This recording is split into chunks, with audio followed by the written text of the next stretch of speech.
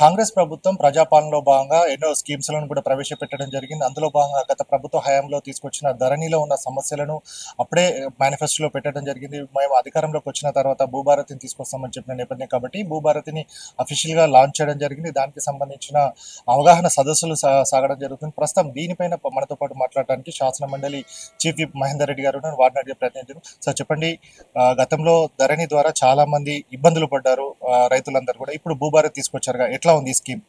ఇప్పుడు ధరణి ఉన్నప్పుడు ఏంటంటే ఎంఆర్ఓ గారు రిపోర్టు, ఆర్డీఓ రిపోర్ట్ ద్వారా కలెక్టర్కి పోయేది.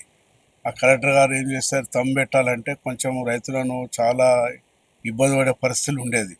అంటే కొంతమంది కలెక్టర్లు తొందర చేసేది, కొంతమంది కలెక్టర్లు చాలా ఇబ్బంది పెట్టి 3 నెలలు, 6 నెలలు, సంవత్సరం, 2 సంవత్సరాలు కూడా ఆగిపోయినటువంటి పరిస్థితులను మేము చూసాం.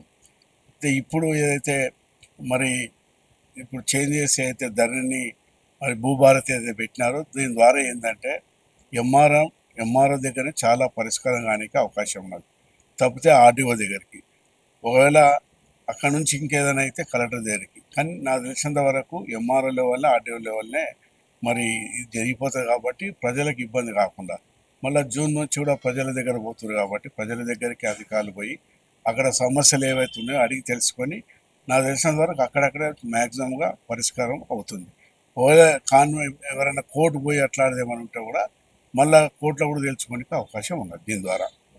సార్, అలాగే మీరు అవగాహన సదస్సులకు రంగారెడ్డి జిల్లా వ్యాప్తంగా వెళ్తున్నారు కదా, అప్పుడు అంటే రైతుల నుంచి కావచ్చు, రెవెన్యూ సిబ్బంది నుంచి ఏమైనా సమస్య ఇట్లా ఉంటుంది, దీన్ని ఇట్లా క్లియర్ చేస్తే బాగుండు అనేది ఏమైనా వచ్చింది అట్లా? ఇప్పుడు మేము ఏవైతే అన్ని ఇప్పుడు చేవెళ్ళ కానీ అటు వికారాబాద్ అన్ని ప్రాంతాల్లో కూడా పోవడం కూడా జరుగుతుంది. అక్కడ కలెక్టర్లు కానీ అధికారులంతా కూడా దాని మీద ప్రజలకు పూరా ఇది ఏ విధంగా ఉంటుందని చెప్పేసి కూడా దాంట్లో చెప్పడం కూడా జరుగుతుంది ప్రజలందరికీ, రైతులందరికీ కూడా. దాని ద్వారా వాళ్ళకి ఏంటంటే మాకు మేలు జరుగుతుంది ఈ భూభారతి ద్వారా అని చెప్పి వాళ్ళకి అర్థమైంది. గతంలో చూసుకున్నట్టయితే అసైన్ ల్యాండ్స్ కావచ్చు, ఏది ఎక్కడెక్కడైతే ఉందో అవన్నీ కూడా రెవెన్యూ సిబ్బంది ద్వారానే అన్యక్రాంతం కావడం జరిగింది.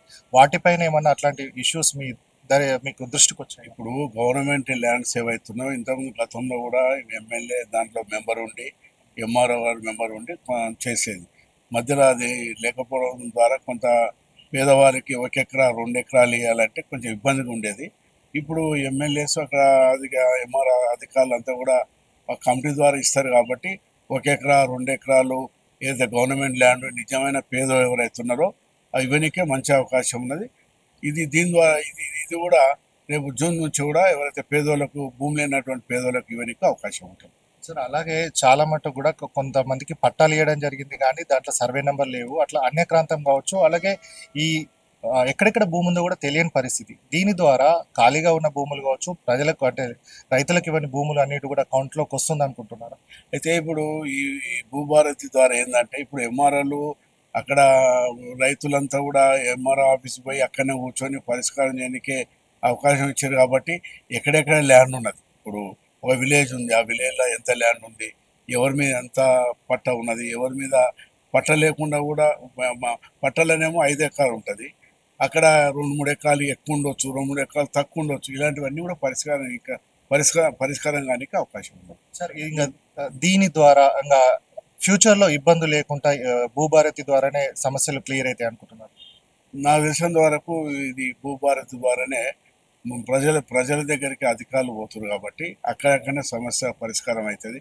కాని పక్షాన ఎంఆర్ఓ ఆఫీస్కి పోయి అక్కడ ఆర్డీఓ ఆఫీస్కు ఇంకేదైనా ఉంటే కూడా కలెక్టర్ దగ్గర పోయి చేసుకోవడానికి అవకాశం ఉంటుంది.